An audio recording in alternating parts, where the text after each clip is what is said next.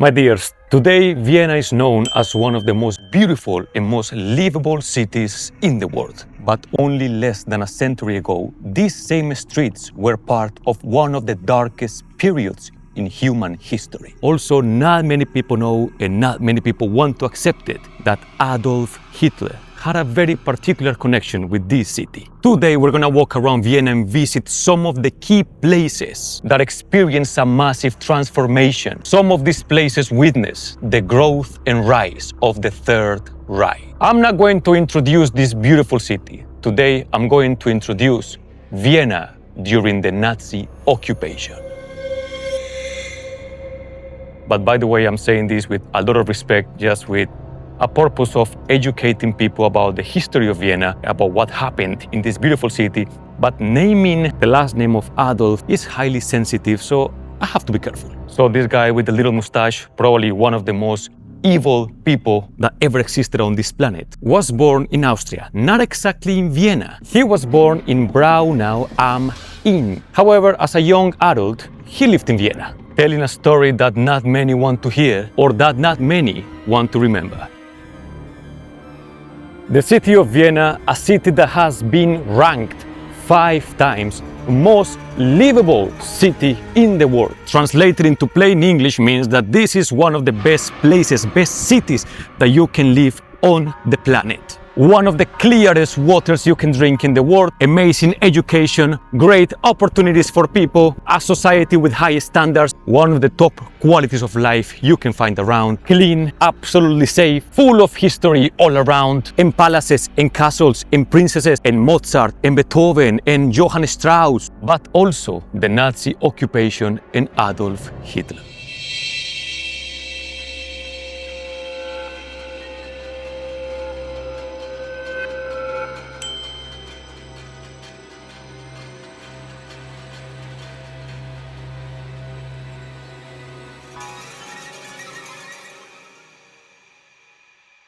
This building right here houses the Meers, or the Aquarium of Vienna. Right now, a very beautiful building, beautiful place to come with your kids if you want to discover the Sea World, if you want to go up there to watch fish. Amazing. However, and as you will see in this video many times, this building hides a story. Today, this building is the home of an aquarium. People come here with the family. Tourists come here for the views, and it has become part of modern Vienna. I'm gonna start saying that this building was not built for fish. This building that you see here was built during the Nazi occupation in the city of Vienna. Right now, people come here to watch beautiful and colorful fish. But 80 years ago, people came to this building because bombs were falling all around Vienna. As I mentioned before, right now we know this building as Haus des Meers or the Aquarium of Vienna, but actually the original name is the Flag Tower. And literally this building, or the purpose of this building, has nothing to do with what it is today. This was a massive piece of concrete that you can see right here. It was actually, we can still see these things around, and basically this was a place to come in the case bombs were falling down from the sky during the Second World War. Between 1942 and 1944, this building was not only a shelter, but also a defense tower against air raids. But wait, the main question is, why did Vienna become part of Adolf's plans in his war? To answer this question, we have to travel in time to 1938.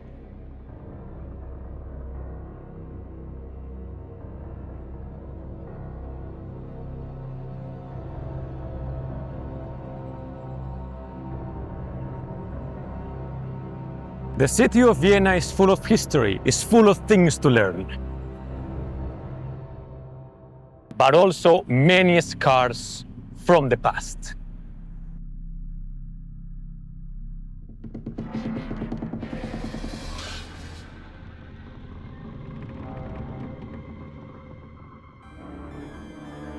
So here we are. Not only have we traveled to 1938, but also this beautiful square, Heldenplatz. In previous videos, I have introduced this place. We have been here before, and I've always said the same about this place. You know, this is part of the Hofburg Palace, you know, the luxury, the glamour, the royal family of Austria. Yeah, this is also the place where every year the beautiful balls take place.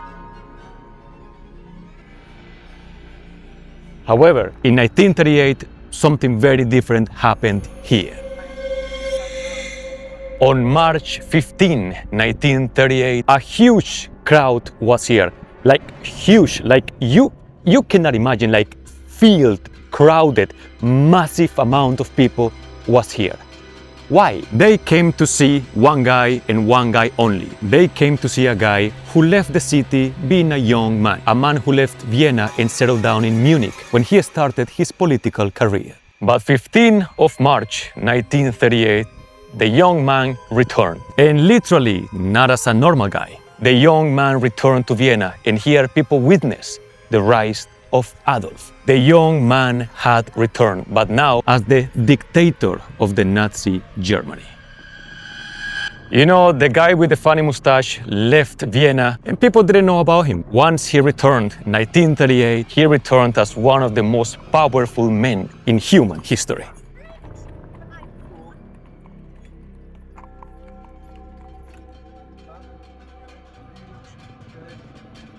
So what happened here? Days before Adolf came here with all his army and troops, Austria was annexed by Nazi Germany. Well, what does that mean? Simple. This meant that now Austria belonged to Nazi Germany, period. They took it. They occupied Austria. So basically, they came here to Heldenplatz to announce, hey, Austria is ours. This whole event was known as the Anschluss. I still cannot believe it. Over 200,000 people gathered all around this place, just to hear that their country is no longer their country.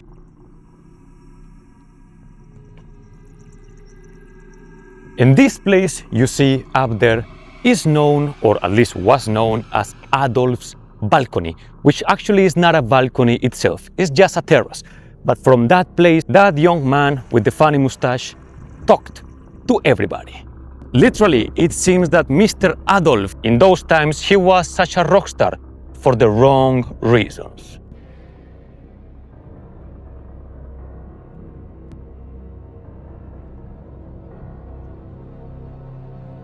But you know, there are always two sides of the same story. While people here, hundreds and thousands, were here in Heldenplatz celebrating, something much darker started happening in the city of Vienna. For some people, nightmare had just started.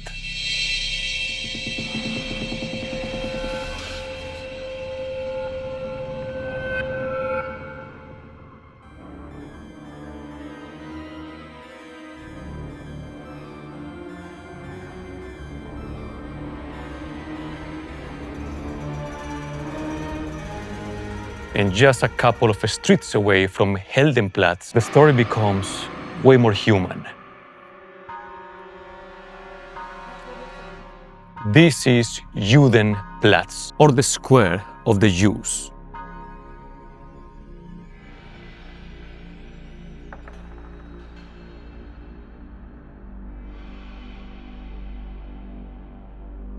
Textually, I'm going to read word by word what it says here in the memorial. It says, this is in commemoration of more than 65,000 Austrian Jews who were unalived by the Nazis between 1938 and 1945.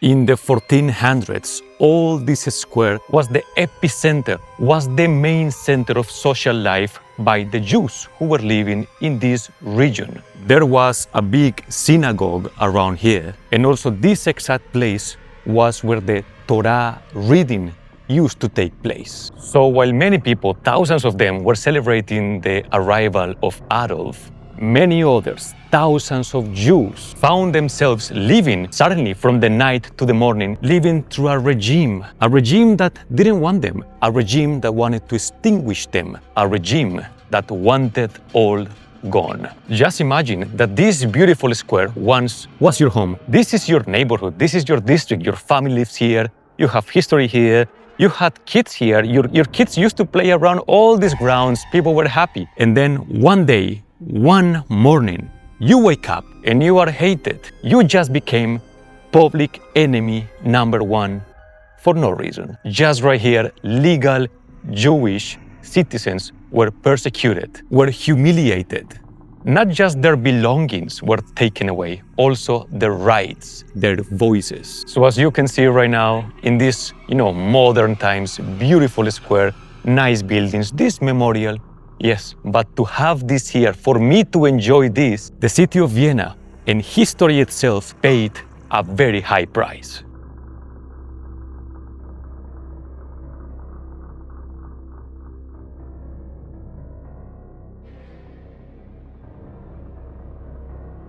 Because whenever you talk about, the Nazi Germany, the occupations, the Second World War itself, you always think about, the concentration camps in Poland, Auschwitz, and all that. But the occupation created places right here in the center of Vienna, that for some people, those places became everyday's nightmare.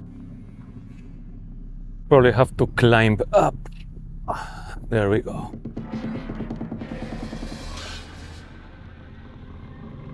A place for humiliation, a place of horror. This square is a place that brings painful memories to the city, but people don't want to forget. This square right here, what you see right here, this is the first district. We have the canal, the Danube Canal, and then we have the second district. This place right here is Morsinsplatz, but Morsinsplatz is just a recent name. For this, there was a huge In the 1940s, in this place, there was a huge luxury hotel, the Hotel Metropole. And let me tell you, you would never guess what happened here.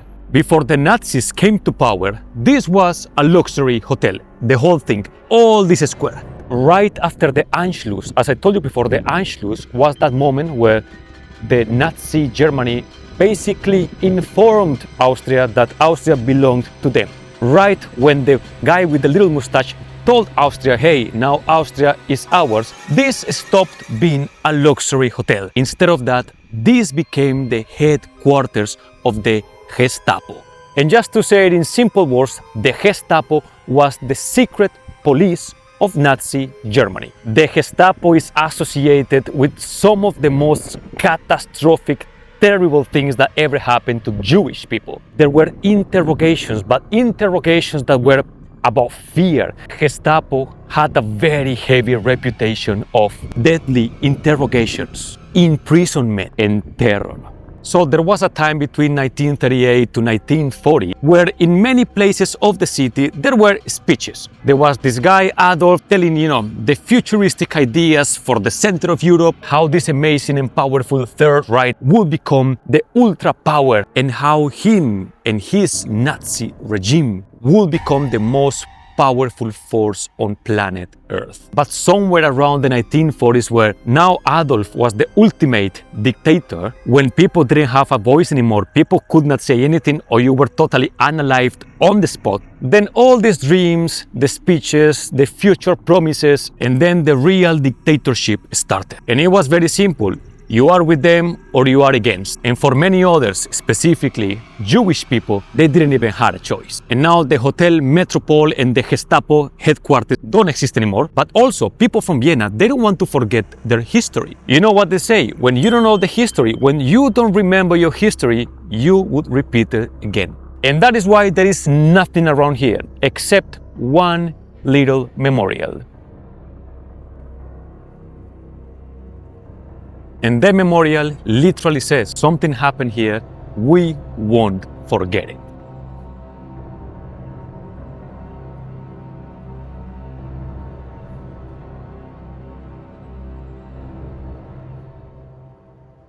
I'm not gonna lie, this is very touching. This is the part of history that is very touching, because that shows the resilience of people, the resilience of Austrian people. And literally it says, niemals vergessen, never forget.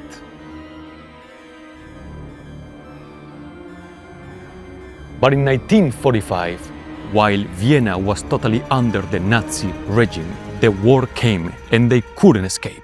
the Nazi regime was collapsing. On the other side, the Soviet forces were approaching. It was literally a sandwich, and either side you looked, there was war. And it's just crazy that one day you wake up and you are just in the middle of the fire and you have no place to escape to.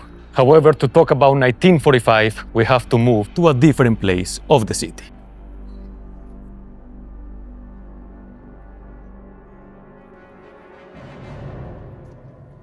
Once again, checking out Stephansdom, we had to come here because this is the final part of this story. This place, of course, for many different reasons, not just for religious reasons, but also historical, geographical, and also because, Stephansdom is basically a landmark from the city. This place is just engraved in people's memories and hearts. And in 1945, where it was the peak of the war, unfortunately, the Cathedral of Vienna caught fire. Yes, and not just the cathedral, but many other places around the city were literally burning. Literally, in 1938, Austria disappeared from the maps as an independent country. Right after the war, people start seeing hope again, and they were dreaming about having their beautiful country back again. And as a symbol of the power, strength, and resilience of Austrian people, they literally engraved on the walls of the cathedral the symbol O5, meaning Österreich, or Austria in German. O meaning the first letter of the name Österreich, the country, and 5 because when you write Österreich is O-E, and E is the fifth letter of the alphabet. So O5 literally means Österreich. And they did it right when the war ended, a symbol of hope, and it's right there. This is another thing that people ignore.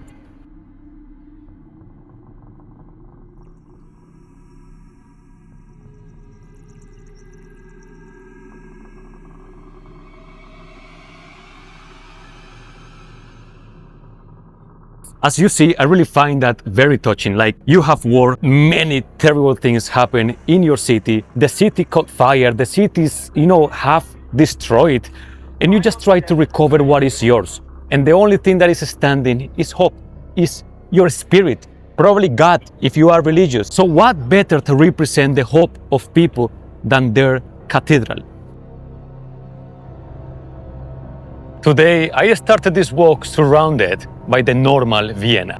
People walking around, taking pictures, having a delicious cup of coffee, going to work. But it's just crazy to think that even in these beautiful cities, just beneath the regular city life, there are stories that people, even though they are painful, stories that people don't want to forget. People from the city once were prepared for air raids and escaped from bombs. Some people lost their city and some others lost their rights. Terror here was not based on legends and stories.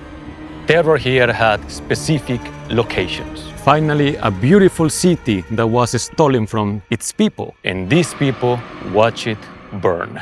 And right here in front of the Albertina, one of the most modern museums and landmarks in the city of Vienna, we also have the memorial against the war.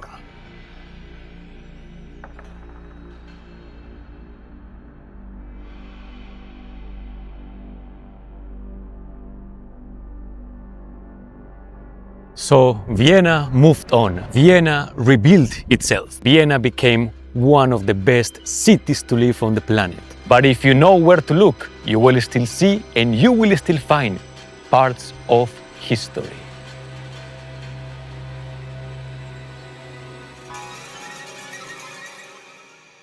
My dears, thank you so much for watching. I really hope that you enjoyed this little walk, a little bit historical, a little bit educational, hopefully. Please do not forget, subscribe, like, comment. That's gonna help me a lot. And literally, I'm doing these vlogs with all my heart. The way you support me is just click the like button, give me a comment, share with your friends, and in that way we're gonna reach new communities. Thank you so much for watching, and I will see you very soon. Bye bye.